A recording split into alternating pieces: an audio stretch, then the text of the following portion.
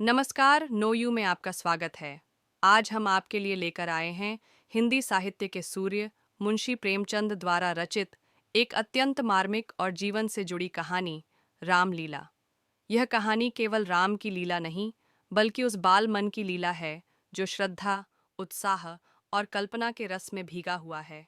यह उस मासूम नजरिए की कहानी है जहाँ राम, लक्ष्मण, रावण ये पात्र केवल अभिनय नहीं बल्कि साक्षात देवत्व का अनुभव कराते हैं, और यही है इस कहानी की आत्मा।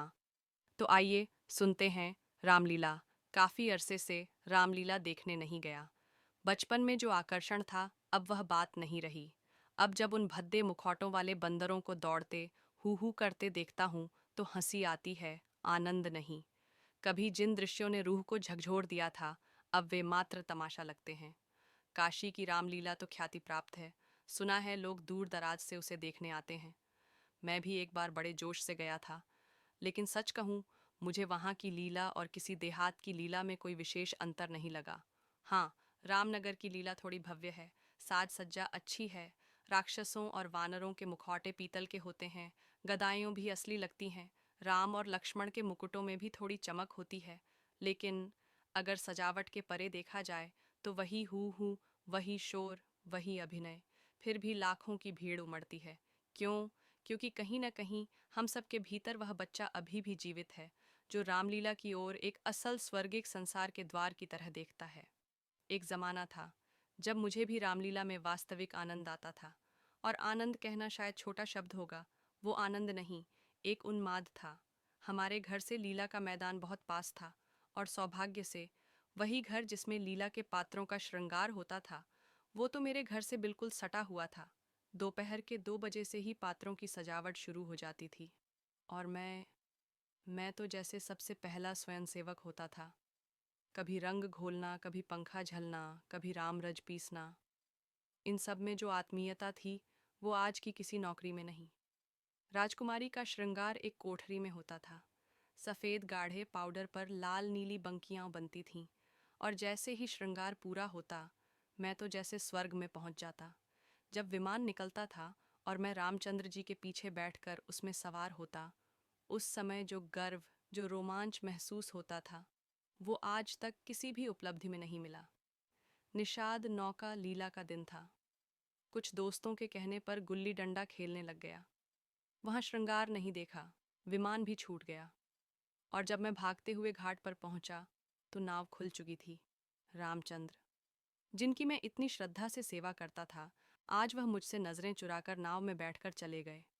कैसा लगा था उस समय, जैसे किसी प्यारे ने विश्वास तोड़ दिया हो। मैं दौड़ा, चीखा, गुहार लगाई, पर कोई नहीं रुका। उस दिन जितना दुख हुआ था, उससे बड़ी बड़ी विपत्तियां भी फीकी लगीं। मैंने ठान लिया था, अब रामचंद्र से कभी बात नहीं करूंगा, ना कुछ दूंगा, ना उनके पास जाऊंगा। लेकिन जैसे ही वे नाले को पार करके लौटे, मैं फिर से विमान पर चढ़ गया। गिले शिकवे, दूह, सब हवा हो गए। रामलीला अब समाप्त हो चुकी थी। राजगद्दी की तैयारी हो रही थी। रामचंद्र अब अवांछित हो गए थे, न खाने की सुध, न पूछने वाला कोई। पर मेरी श्रद्धा अब भी अडिग थी। घर में कुछ मिलता तो दौड़कर उन्हें देने जाता। उनकी भूख, उनका ठहराव अब मेरा दायित्व बन चुका था। इस तरह एक बच्चा नाटकीय संसार में ईश्वर को देखता है, और उस आस्था में डूबकर मानवीय संबंधों की गहराई को जीता है। रामलीला उसके लिए केवल अभिनय नहीं, बल्कि भक्ति, सेवा और आत्मा का प्रसार है। जानिए अगले भाग में, जब रामलीला की यह यात्रा और गहराती है, और यह बालक जीवन के कुछ कटु लेकिन सच्चे रंगों से रूबरू होता है। रामलीला भाग 2। रामलीला का दूसरा दिन। गांव का माहौल पूरी तरह से रोशनी और उमंग से भर चुका था।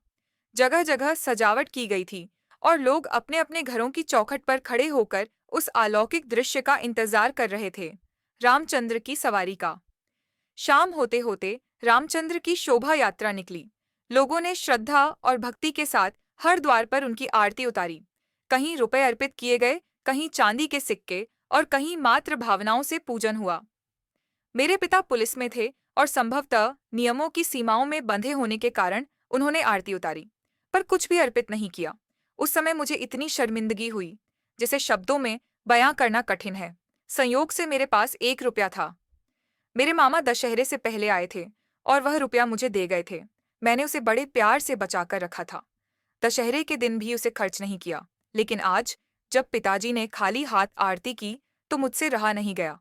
मैंने दौड़कर वो रुपया लाया और आरती की थाली में चुपचाप रख दिया। पिताजी ने मेरी ओर देखा, एक कठोर दृष्टि जिसमें संकोच और क्रोध दोनों थे। उन्होंने कुछ कहा नहीं, पर उनका चेहरा साफ कह रहा था, मेरी इस हरकत से उनके रुतबे पर एक धब्बा लग गया है। रात के 10 बजते बजते परिक्रमा समाप्त हुई। आरती की थाली नोटों और सिक्कों से भर गई थी। ठीक ठीक तो नहीं कह सकता, पर अंदाजा यही है कि 400 से 500 रुपए से कम नहीं रहे होंगे। चौधरी साहब, इस आयोजन के मुख्य आयोजक, पहले ही इतना खर्च कर चुके थे कि अब उन्हें पैसों की चिंता सताने लगी। सोचने लगे कि कम से कम कुछ राशि तो वापस वसूल होनी चाहिए, और इस चिंता का हल उन्होंने निकाला, वेश्याओं के जरिए चंदा इकट्ठा करने का। चौधरी साहब और आबादी जान के बीच की बातचीत, जो इस योजना को मूर्त रूप देने वाली थी। चौधरी, थोड़ा घबराया हुआ, समझाते हुए, देखो आबादी जान, अब की बार चंदा ठीक से नहीं जमा हुआ। तुम तो जानती ही हो ये रामलीला का कितना बड़ा खर्च होता है। अगर तुम थोड़ी मदद कर दो तो इस बार की भरपाई हो जाएगी। आगे फिर तुम्हारी आमद रफ्त बनी ही रहेगी। आबादी जान तिरस्कार और व्यंग्य से, वाह हुजूर, रुपया मैं वसूल करूं और मूंछों पर ताव आप दें, बढ़िया तरीका निकाला है कमाई का। इस रफ्तार से तो आप कुछ ही दिनों में राजा बन जाओगे। क्यों ना कल ही से एक चकला खोल लीजिए, खुदा की कसम मालामाल हो जाइएगा। चौधरी, थोड़ा गुस्से में, तुम मजाक करती हो आबादी जान, बात बहुत नाजुक है। आबादी जान ठंडे स्वर में, व्यावसायिक अंदाज में, मुझे भी तो अपने हिस्से की चिंता है हुजूर। जो भी चंदा वसूला जाएगा उसका आधा मेरा, आधा आपका। पहले मेरे पैसे गिन दीजिए, बाद में आप ऑल सेट करते रहिएगा। चौधरी हार मानते हुए, ठीक है, जैसा कहो वैसा ही सही। रात की महफिल शुरू हुई और आबादी जान का नृत्य भी, वो वाकई बला की हसीन थी। कमसिन, नफासत से भरी, और अंदाज ऐसा कि हर किसी की नजर थम जाए। उसकी अदा में कोई ऐसा जादू था कि जो उसके सामने बैठा कुछ न कुछ अर्पित किए बिना रह नहीं पाया। शायद ही किसी ने 2 रुपए से कम दिए हों। मैं तो दंग रह गया जब वो पिताजी के सामने जाकर बैठ गई। मुझे लगा अब वो जरूर उसे डांटेंगे, झिड़केंगे, कलाई छुड़ा लेंगे। लेकिन ये क्या? पिताजी मुस्कुरा रहे थे। उनके चेहरे पर एक अजीब सी मृदुता थी। उनकी आंखों से अनुराग झलक रहा था। उनका एक एक रोम पुलकित हो रहा था। पर भगवान ने मेरी लाज रख ली। उन्होंने धीरे से आबादी जान का हाथ हटाया। लेकिन ये भी क्या, वह तो उनकी गर्दन में बाहें डालने को बढ़ी चली आ रही थी। एक सज्जन ने व्यंग्य में कहा, यहां तुम्हारी दाल नहीं गलेगी आबादी जान। वो शब्द मेरे मन की आवाज थे, लेकिन ना जाने क्यों पिताजी ने उस सज्जन की ओर क्रोधित नेत्रों से देखा और अपनी मूंछों पर ताव दे दिया। उनके चेहरे की रेखाएं साफ कह रही थीं, तू बनिया है, मुझे समझता क्या है। ये दृश्य मेरे बालमन पर गहरी छाप छोड़ गया। रामलीला के इस रंगमंच पर भगवान की कथा से ज्यादा मानवीय स्वभाव और सामाजिक सच्चाई के तमाशे चल रहे थे। यह केवल लीला नहीं थी, यह हमारे समाज की वो तस्वीर थी जिसमें भक्ति, वासना, सम्मान, शर्म और स्वार्थ सब एक साथ नाचते हैं। क्या यही है समाज का सच? क्या यही है वह लीला जिसे हम राम का जीवन कहकर पूछते हैं? या फिर ये केवल हमारी अपनी लीला है? आगे क्या हुआ, जानिए तीसरे और अंतिम भाग में। यहां लोग ऐसे अवसर पर जान तक निसार करने को तैयार हैं। पैसे की हैसियत क्या है, आजमा कर देख लो। अब्बा जान ने जेब में हाथ डाला, कोई चीज निकाली और आबादी जान को दिखाकर दे डाली। और वाह, ये तो अशर्फी है। चारों ओर तालियां गूंजने लगीं। अब सवाल ये है, सेठ जी उल्लू बने या पिताजी ने अपनी इज्जत गंवाई? मैं तय नहीं कर पाया। मैंने बस इतना देखा कि पिताजी की आंखों में गर्व था, मानो उन्होंने हातिम की कब्र पर लात मार दी हो। वही पिताजी जिन्होंने मुझे आरती में 1 रुपया डालते देखा था और निगाहों से चीर कर रख दिया था, आज वही पिताजी इस घिनौने व्यवहार पर फूले नहीं समा रहे थे। आबादी जान ने एक मोहक मुस्कान के साथ सलाम ठोका और आगे बढ़ गई, मगर मैं वहां बैठ नहीं सका। शर्म से सिर झुक गया। अगर अपनी आंखों से न देखा होता तो कभी यकीन ना करता। मैंने सब कुछ अम्मा से छिपाया, क्योंकि जानता था ये बात उनके दिल को जख्म दे जाएगी। रात भर गाना चलता रहा। तबले की धमक मेरे कानों में गूंज रही थी। दिल कर रहा था चलकर देखूं, मगर साहस जवाब दे गया। मैं किसी को मुंह कैसे दिखाऊंगा? सुबह रामचंद्र की विदाई होनी थी। मैं आंखें मलता हुआ भागा चौपाल की ओर।